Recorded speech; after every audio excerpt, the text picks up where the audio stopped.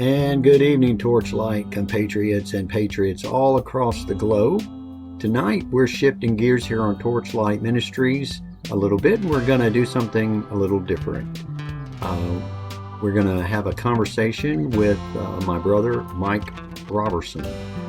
We're going to touch on mandates, culture, Hollywood, politics, and more. Mike and his wife Jackie live in North Mississippi. He's been a brother, a friend, and a mentor to me over the years, a model Christian and ambassador of Christ. This session was pre-recorded, and edited for content. So, we'll just kind of jump right into the conversation. And so I hope you enjoy it. It's funny, I briefly mentioned the vaccine mandate up in That's interesting. Austria. Did you see that news in Austria? They're the first westernized nation that is considering all in. Yeah, they're like, let's do this as a law. No more mandates. Let's just make it Austria. Mandatory for everybody. Yeah, they're of all places. That's my thing. I know. Of all places, they should know better. You would think they know better. They really should. Their history should have told them that this was the wrong path, and being that they were the first to fall during Germans' occupation. Yeah, and which is ironic because Hitler's from Austria originally. I mean, he was born there. It's not even a true German in a weird sort of way.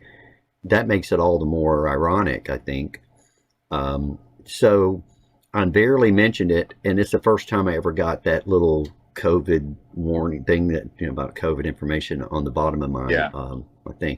And I don't go out to, but like lately, I'm lucky if I get 50 to 60 views on my Torchlight or Redemption. Right now, but. And I'm hoping that'll change. And I think this would actually be helpful because I think people like this format better. I see a lot of it, and I enjoy it myself a little bit more, the interaction and so forth. So we'll. So what's funny about Germany though, is that they became part of the EU, and they pretty much are the top country because they're economically. Yeah. So they've empowered themselves with all these other little countries around them. It's like, wow, that's the best way to do it. Don't get up there and go, don't get all Hitlery on them. Just do it this way, and it works better.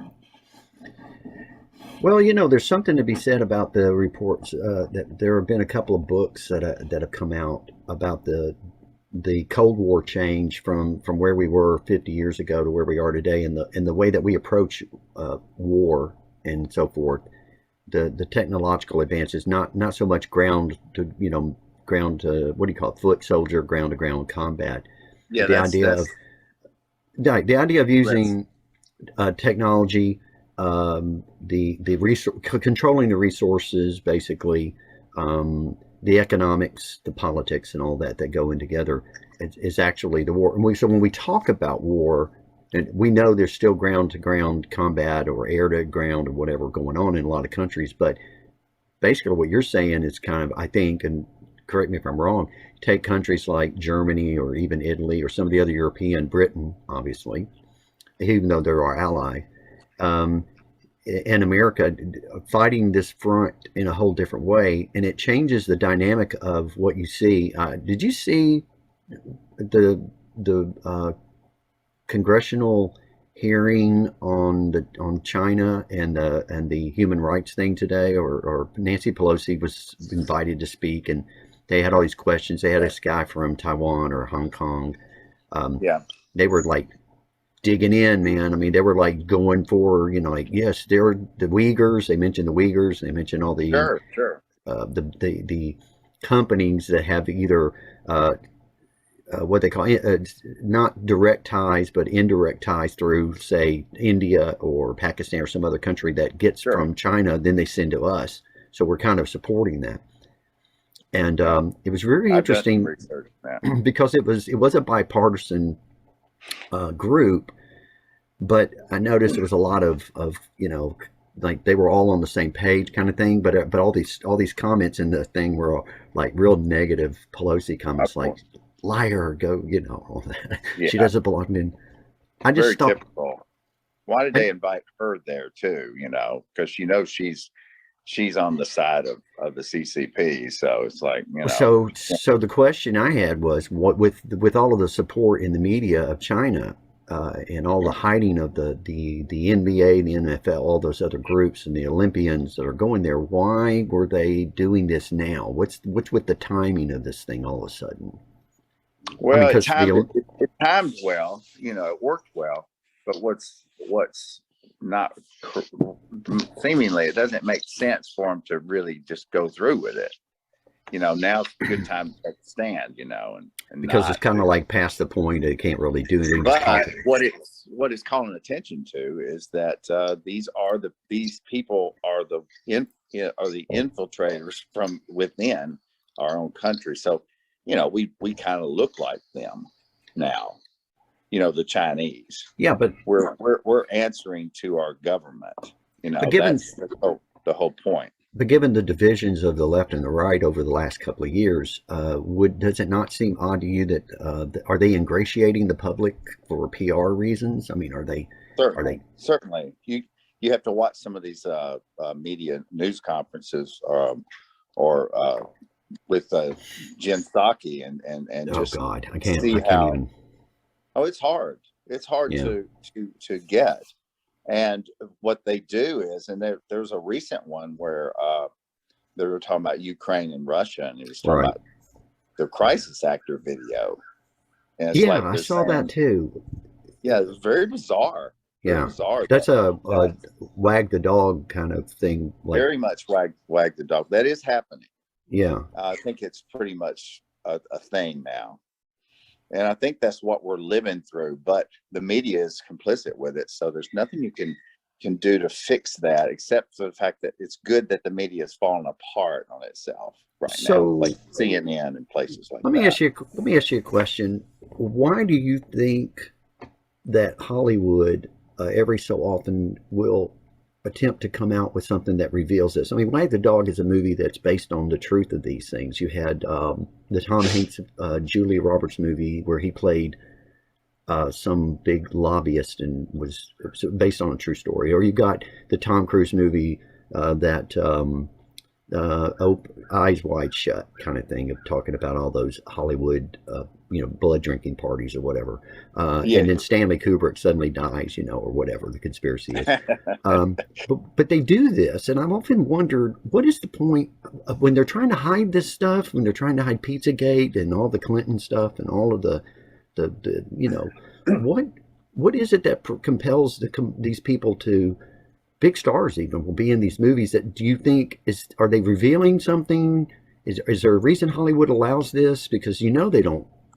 I mean, it Yeah. just doesn't make. I don't Well, I do understand. Is think it here's my thought is that when they do say it's a TV series or a movie or whatever, when they do these things, they're getting us prepared for it through Hollywood. Hollywood is a conduit in which we've seen it before. Oh, we've seen that. Oh, yeah, it's very interesting that we've seen it, like a Contagion movie, And right? then all of a sudden, it's the fiction is the truth, and all of a sudden we're just part of it. We're playing along because we've seen it before. It's not so far-fetched, let's Yeah, just but say. what do you think is the primary motivation for these Hollywood producers and so forth to even let a movie like that come out? I mean, you're saying it's a conditioning type process? Conditioning, yeah, it's a conditioning. It's like we're being conditioned for we have to leapfrog forward, Right. and we have to get past what we're looking at, because Do what you we're looking at, we're not shocked when this thing happens. Right. We're thinking along, we're desensitized. part of it, right? Do you Which think it's is also an attempt to cause people to say, well, if it's a movie, it's probably, it's all that stuff's fiction, and that's absolutely yeah, it's science fiction. Let's say it's deemed as science fiction, right. but or let's say it's it's a conspiracy. Right. You know, use that word. Well, it turns out that conspiracies tend to come true these days. You know, more times than not. Yeah. It turns out, and it's bizarre to see it happen. And you know, it may not be the perfect, thing, but it is happening, and you can find evidence to that. But here's the thing: if we don't, it's like the Uyghurs. You know, we were talking about the Uyghurs. Most people know what that means, or organ harvesting. Yeah. There's a guy named Navarro, Dr. Navarro. Yeah. He has the video from 2011, and it's talking about Chinese organ harvesting. It's just disturbing, but we have gone 11 more years past that, and here we are.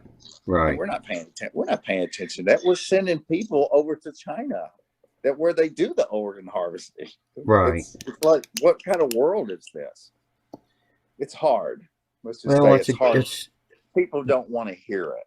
Well, I don't know. You know, part of the problem that I'm having right now with this is the very ironic. It is sort of ironic that we're going to be doing this, but at the same time, part of my problem is that we're talking to ourselves, or we're talking to each other in these areas of the issues that we're having, especially if it's like spiritual issues, when we should be talking to God more about it. And you know, yeah. so it's like it's a good thing to do, but it's a little bit overkill. It's a little misdirected, in the sense that these things need to be brought, because there are obviously a lot of people who don't know this stuff. Yeah. You know, they don't keep up with it, and they don't read the news. My thing is like this: we're living in a virtual world now. You know, what we're doing is connected, and in a way to connect, so that we can express our beliefs, godly beliefs. And it brings me back to an individual. Yeah. Brings me back to. Does this remind you of anything? Yeah. Sharon like that. Sorry, I just had to slip that in. But it brings us back to. Well, in the early days of Hollywood, the film industry, there was a Baptist pastor that had the patent on this thing, and would have. If things might have been better if he had kept it, you know, but he didn't keep it, and he didn't use it for the tool that it could have been. Well, you know, it's ironic. It wasn't Benjamin Franklin the one that came up with patents back in the day, I think. Yeah, I think so. And it's ironic because his whole purpose was so that people could individually own their creations, or, you know, which was a totally brand new thing at the time. You know, we created patents. Nobody ever had that. I mean, it's interesting. It fit in with our type of government, though. Yeah, it did. But it's interesting that it's not a protection, because, you know, people can buy your patents. I mean, you can sell your stuff. I don't know if it's one way to keep people from stealing it. So I guess maybe that works, but it doesn't really. In a way, if you think about it, it's a piece of the fuel that allowed us to have the Industrial Revolution. If you think about having a patent, you're talking about individuality, right? And you're talking about somebody doing something that is completely theirs, you know, and then right. So they got it on paper, and so that funnels, you know, that allows them to reach the top, and right. they can, and then the economy can improve on the basis of that, because say the manufacturing of light bulbs and Ford cars, right, you know, just the whole mass production of stuff, you mean, based on like yeah. But it gives people jobs, and people come and they want to live in America, and it prospered, and it's doing well, and that's what's being torn down now. The individual rights are being taken advantage of, and that's where we're at. Well, there hasn't been, which is the CCP. Think about it. Yeah, but you know, I remember back 20 25 years ago when everybody was talking about the technology revolution and how we were going to be all white collar jobs and everybody was going to work in the sector of technology and it's kind of like what is that place where they make all those computer chips on the West Coast Valley, Silicon Yeah, Valley. Silicon. And then I thought, okay, I was looking at an article the other Silicon. day. Yep. Go ahead. Well, I was looking at an article the other day about living in Memphis in the 70s, and it reminded me because it had all these different pictures of all of the shutdowns. Hmm. You look at Fraser, I mean, it was like Humco and International Harvester and Firestone and on and on. That was the time, yeah. And that's when I saw the when you go back, you kind of connect the dots, and you can see a transitional shift from the textile manufacturing industry starting to edge off, and the fact that we kept the big three car auto manufacturers during Obama administration up, and then the banks bailed them out. But we don't produce anything in this country, and that's a problem. I'm not the first to say that, obviously, but we don't produce very much in this country. And we had that import problem for so long where we were importing everything, and now we're doing the same thing again with the oil. So one thing about Trump that I really liked was the fact that he was making us independent, and that's the only way to keep your sovereignty. It's the only way to keep your, it's the borders and then the independent, not having to be reliant on all those exports and imports and stuff. Right, right. But, that's an argument for another day, I guess. Yeah, I guess you're right. Yeah, there you go. Yeah. Yeah, I guess I know what you mean. Yeah, I read about that. Yeah, I actually don't have one of those. But I need to get one.